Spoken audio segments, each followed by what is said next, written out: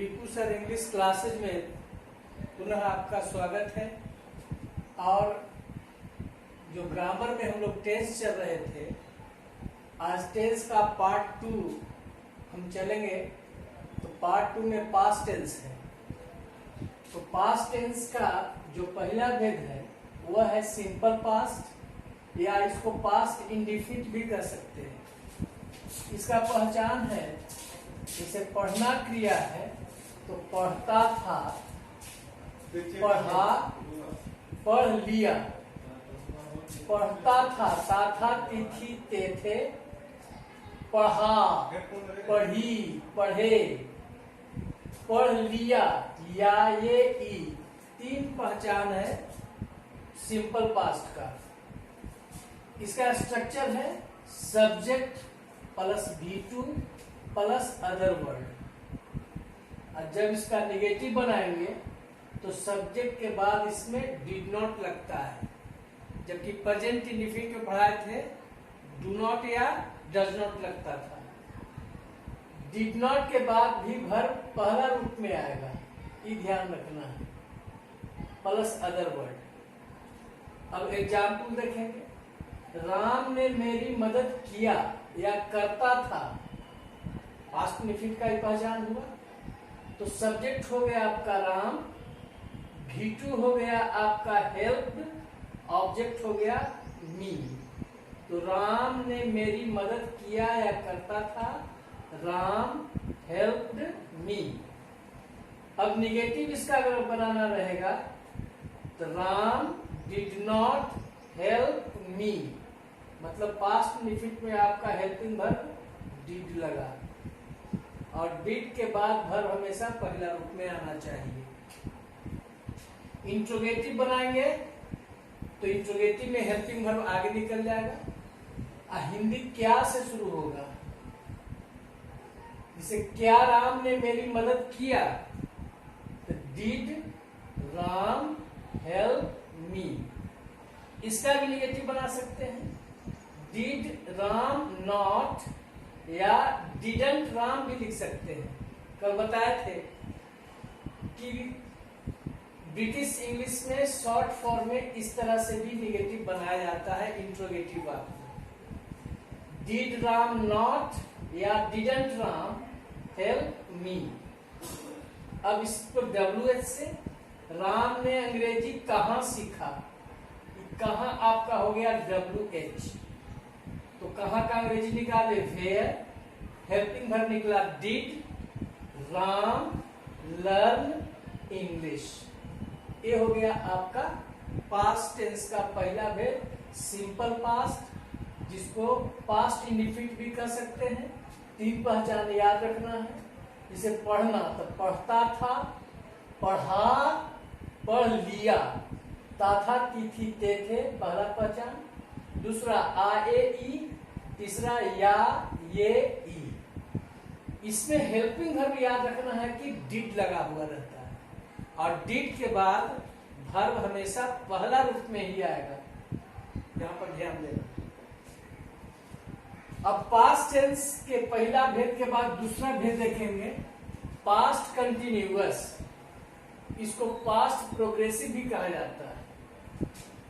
तो past continuous में पहचान क्या है, पढ़ना क्रिया है, तो पढ़ रहा था, पढ़ रही थी, पढ़ रहे थे, रहा था, रही थी, रहे थे।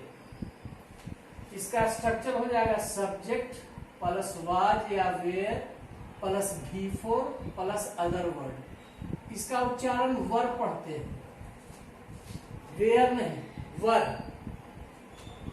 राम टहलने के लिए जा रहा था, रही थी। सब्जेक्ट हो गया आपका राम, हेल्पिंग वर्ब हो गया वाज वर्ब, तो राम के अनुसार वाज गोइंग। टहलने के लिए, कोई काम करने के लिए का अंग्रेजी टेंस के पार्ट 1 में बताया है। पढ़ने के लिए, टहलने के लिए, घूमने के लिए, नाचने के लिए, गाने के लिए, इसका अंग्रेजी बनाया जाता है टू प्लस V1 से। टहलने के लिए तो टू वॉक, अगर पढ़ने के लिए तो टू रीड, पढ़ाने के लिए टू टीच। अब इसका निगेटिव बनाएंगे तो क्या होगा, Ram was not going to walk, was में नॉट लग गया। इंट्रोगेटिव बनाएंगे तो वाज राम, वाज पहले निकल गया राम के अनुसार, was Ram going to walk, Hindi क्या से शुरू हो जाएगा, क्या राम टहलने के लिए जा रहा था। निगेटिव, इसका भी अगर निगेटिव बनाएंगे तो वाज राम नॉट या wasn't Ram going to walk. इस शॉर्ट फॉर्म का प्रयोग हमेशा याद रखेंगे इंट्रोगेटिव वाक्य में किया जाता है। WH में और ले सकते हैं कि WH में राम टहलने के लिए कहां जा रहा था, तो where was Ram going to walk. अब रहेगा कि राम टहलने के लिए किसके साथ जा रहा था, किसके साथ का अंग्रेजी जोड़ सकते हैं, विथ whom, किसके साथ, with whom was Ram going to walk. Ram टहलने के लिए कब जा रहा था, तो WH लाएंगे when was Ram going to walk. इस तरह से आपका हो गया पास्ट कंटिन्यूअस, जिसका पहचान रहा था, रही थी, रहे थे लगा हुआ रहता है। इसका स्ट्रक्चर हो गया सब्जेक्ट के अनुसार वाज या वर plus V4 plus other word. ये अफर्मेटिव वाक्य हुआ, निगेटिव हुआ, इंट्रोगेटिव, इंट्रोगेटिव का भी निगेटिव और WH। इस तरह से आपका पास्ट कंटिन्यूअस समाप्त होता है। अब आएगा आपका तीसरा भेद,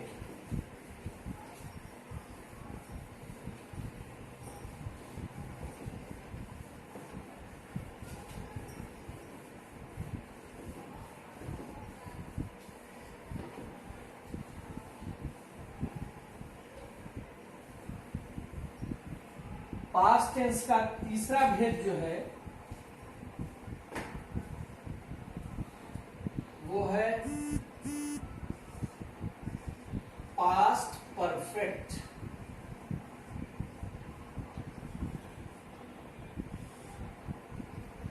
इसका पहचान है पढ़ना क्रिया रहे तो पढ़ लिया था, या था, थी, ये थे हो जाएगा पहला पहचान। दूसरा पढ़ चुका था, चुका था, चुकी थी, चुके थे हो गया पहचान दूसरा। और तीसरा पढ़ा था, आ था, ये तीन पहचान। इसका स्ट्रक्चर क्या है, स्ट्रक्चर हो जाएगा subject plus had plus V3 plus other word. अब इसका एग्जाम्पल हम देंगे, राम पटना जा चुका था, राम पटना जा चुका था, तो Ram had gone to Patna. अब इसका निगेटिव बनाएंगे तो राम had में नॉट लग जाएगा, Ram had not gone to Patna. Interrogative बना सकते हैं तो इंट्रोगेटिव में हेल्पिंग वर्ब इसमें क्या है, हैड है, इसी को पहले निकालेंगे। क्या राम पटना जा चुका था, हेल्पिंग वर्ब आगे आने का मतलब कि हिंदी क्या से शुरू होता है, तो क्या होगा इसका interrogative, had Ram gone to Patna. इसका भी नेगेटिव बनाया जा सकता है, had Ram not gone to Patna.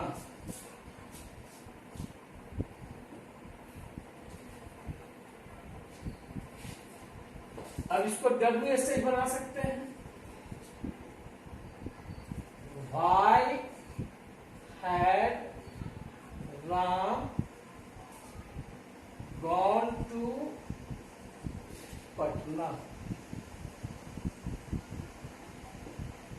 अब जो निगेटिव बनाए थे कि had Ram not gone to Patna, इसको बना सकते हैं हैडंट राम, ऐसे ही बना सकते हैं शॉर्ट फॉर्म में, hadn't Ram gone to Patna. ये WH से हो गया। इस पास्ट परफेक्ट टेंस में कुछ खास बात, इंपॉर्टेंट बात है, उसको जानना जरूरी है। इस पास्ट परफेक्ट में हम लोग देखेंगे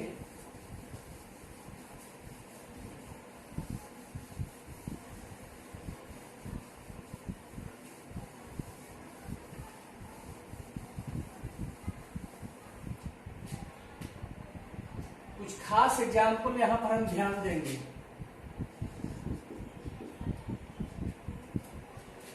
जैसे पहला एग्जाम्पल लेते हैं, डॉक्टर के आने के पहले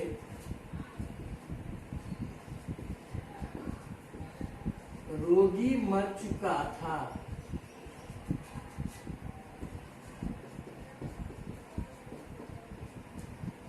इसमें दो कार्य है, डॉक्टर के आना और रोगी का मर जाना। जुटा हुआ है किससे? के पहले। के पहले का अंग्रेजी होता है बिफोर। तो इसमें एक रूल है कि यदि दो कार्य भूतकाल में समाप्त हो गए हों, दो कार्य भूतकाल में समाप्त हो गए हों, तो जो कार्य पहले समाप्त हुआ उसको पास्ट परफेक्ट में, और जो कार्य बाद में समाप्त हुआ उसको सिंपल पास्ट में। तो इसमें देखिए पहले कौन काम हुआ है? डॉक्टर के आने के पहले रोगी मर चुका था, मतलब डॉक्टर के आने के पहले ही रोगी मर चुका था। तो पहला कार्य समाप्त हुआ, पहला कार्य समाप्त हुआ। अब ये दूसरा कार्य समाप्त हुआ।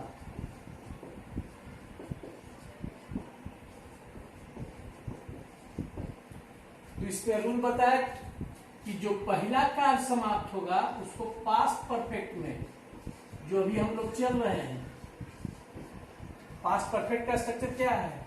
Subject plus had plus V3। तो इसी को हम पहले लाते हैं, जो अंतिम हिंदी वाक्य है उसी को पहले लाते हैं। तो रोगी मर चुका था जब बनाएंगे तो क्या होगा? The patient had died before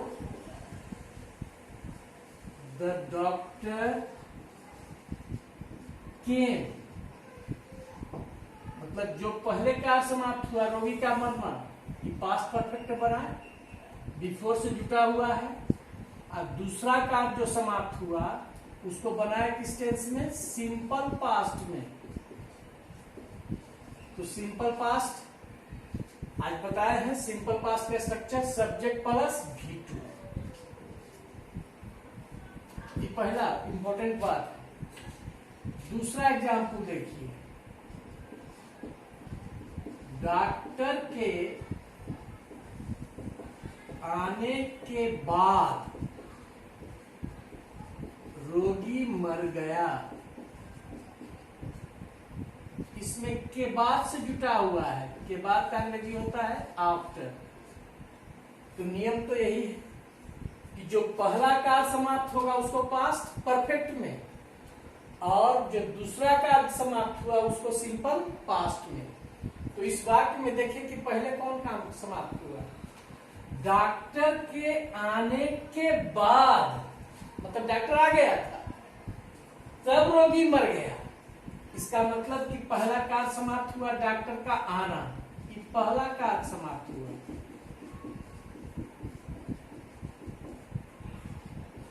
पहला कार समाप्त हुआ तो पास्ट परफेक्ट,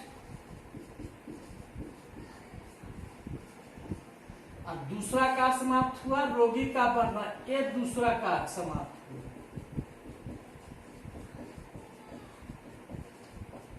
जिसको बनाएंगे सिंपल पास्ट में।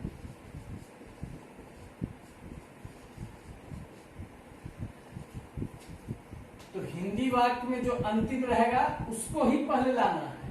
तो रोगी मर गया, इसका मतलब दूसरा कार्य समाप्त हुआ है, इसको किस टेंस से बनाएंगे? सिंपल पास्ट में। तो क्या हो जाएगा? Simple past subject plus V2। The patient died after the doctor, पहला का समाप्त हुआ है, पास्ट परफेक्ट में बनाएंगे इसको। After the doctor had,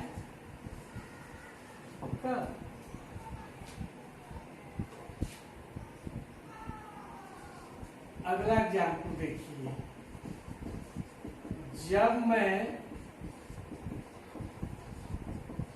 station पहुंचा तब ट्रेन खुल चुकी थी। दो कार देखिए, जब से वाक्य है। मैं स्टेशन पहुंचा और ट्रेन खुल चुकी थी, अर्थात पहला कार्य समाप्त हुआ। पहला कार्य ट्रेन का खुलना है, पहला कार्य समाप्त हुआ। एक दूसरा कार्य समाप्त हुआ। तो पहला कार्य समाप्त हुआ उसके लिए पास्ट परफेक्ट, दूसरा कार्य समाप्त हुआ उसके लिए सिंपल पास्ट। तो जब का अंग्रेजी व्हेन होता है। व्हेन, जब मैं स्टेशन पहुंचा, आई रीच्ड द स्टेशन। जब वाला वाक्य में जो व्हेन का प्रयोग करते हैं तो तब के लिए सिर्फ कॉमा का ही प्रयोग करेंगे, याद रखना है। तब के लिए देन का प्रयोग गलत होगा। व्हेन वाला वाक्य में तब के अर्थ में कॉमा का ही प्रयोग करेंगे। तो ये दूसरा कार्य समाप्त हुआ है, उसको सिंपल पास्ट में बना। When I reach the station, तब के लिए कॉमा, ट्रेन खुल चुकी थी। The train had started.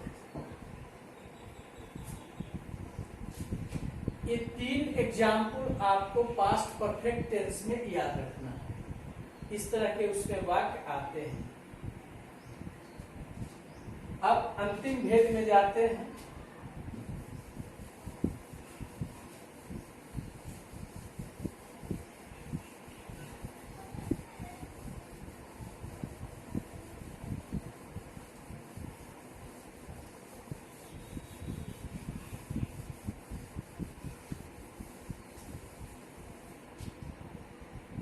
चौथा भेद है पास्ट टेंस का,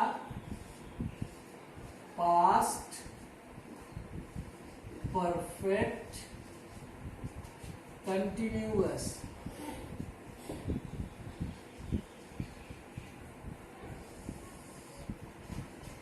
इसका पहचान पहला है, जिसे पढ़ना क्रिया रहेगा तो पढ़ता रहा था या पढ़ता हुआ रहा था।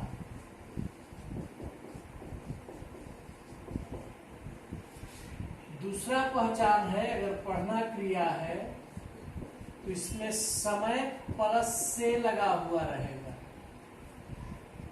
पार्ट 1 में, टेंस के पार्ट 1 में इससे के बारे में हम बताए थे। इससे का अंग्रेजी सिंस कब होगा और फॉर कब होगा। सिंस का प्रयोग बताए थे पॉइंट ऑफ टाइम, निश्चित समय, पॉइंट ऑफ टाइम बताए थे। और फॉर का प्रयोग बताए थे पीरियड ऑफ टाइम में।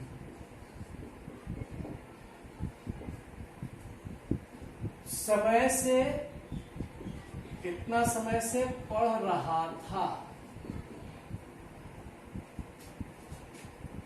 और समय से पढ़ रहा था दूसरा पहचान। और तीसरा पहचान याद रखिएगा, कब से। कब से का अंग्रेजी होता है हाउ लॉन्ग।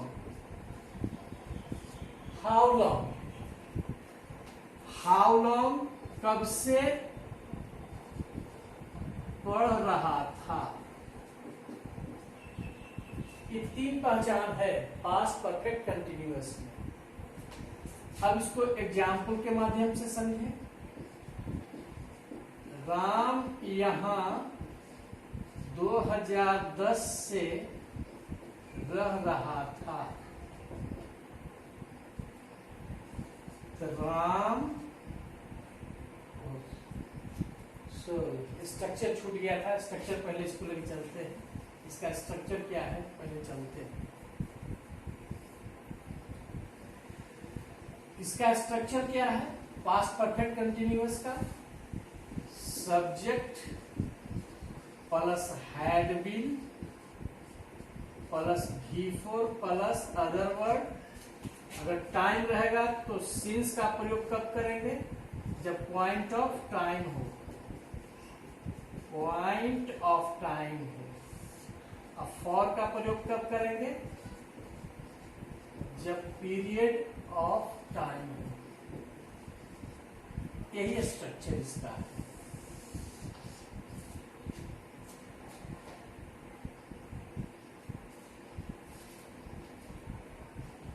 अब इसका एग्जाम्पल लेते हैं। राम 2010 से यहां रह रहा था। क्या हो जाएगा, सब्जेक्ट हो गया राम, उसके बाद हैड बीन,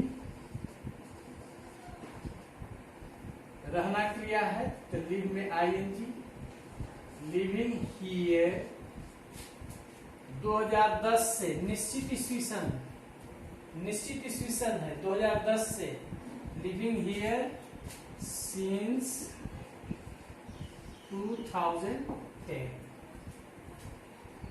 अगर इसका निगेटिव बनाएंगे तो क्या होगा, Ram had not been, been के पहले नॉट लगाना है, ध्यान रखना। Ram had not been living here since 2010।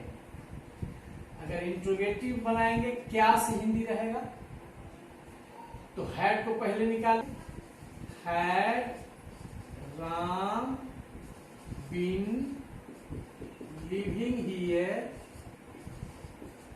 Since 2010। इसका भी निगेटिव बना सकते हैं,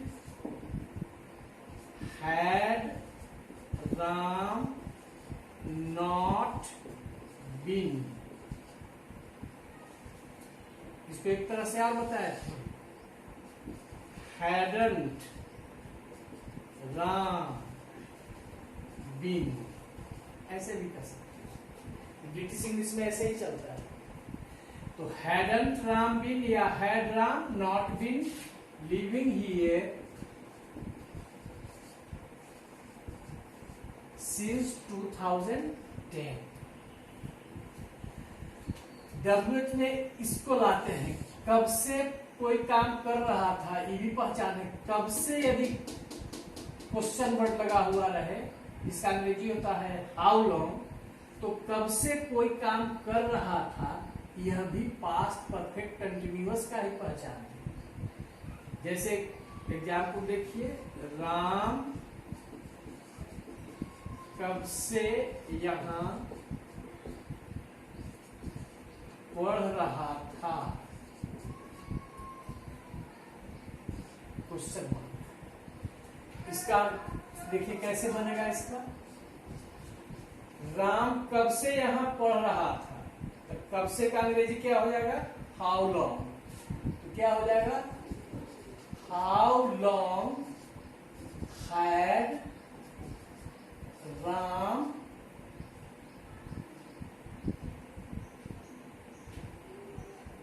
बीन